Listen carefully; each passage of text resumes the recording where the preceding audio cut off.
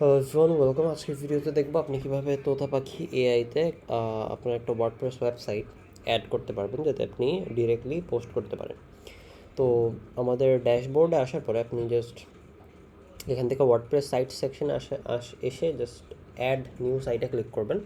এখানে লেখা আছে যে আপনি কীভাবে এই ইনফরমেশানগুলো পাবেন, যে আপনার ওয়েবসাইটের ইউআরএলটা প্রথম দিতে হবে এই প্রথম স্টেপে।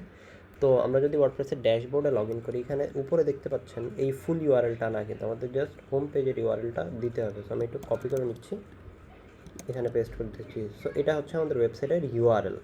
এরপরে ওয়ার্ডপ্রেস ইউজার নেমটা জেনারেলি আপনি এখানে পেয়ে যাবেন। যেমন আমি যদি প্রোফাইলে ক্লিক করি, দেখতে পাচ্ছেন এটা আমার ইউজার নেম। সো আমি এই ইউজার নেমটা কপি করে নিব অ্যান্ড এইখানে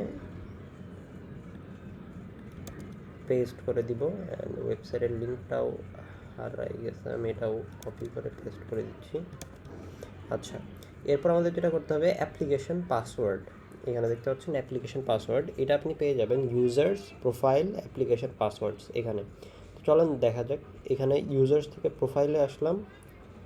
এটা একটা অথর অ্যাকাউন্ট, এই জন্য এখানে জাস্ট প্রোফাইল ইনফরমেশনটাই দেখাচ্ছেন। আসার পরে এই নিচে স্ক্রল করে আসলে আপনি একটা অপশন দেখতে পারবেন অ্যাপ্লিকেশন পাসওয়ার্ডস।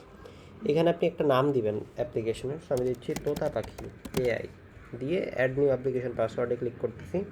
দেখেন একটা অ্যাপ্লিকেশন পাসওয়ার্ড জেনারেট হয়ে গেছে। এটা আমি জাস্ট কপি করে নিব অ্যান্ড এখানে এনে পেস্ট করে দিব। সেটা পেস্ট হয়ে গেছে। এবার আমি অ্যাড সাইটে ক্লিক করব।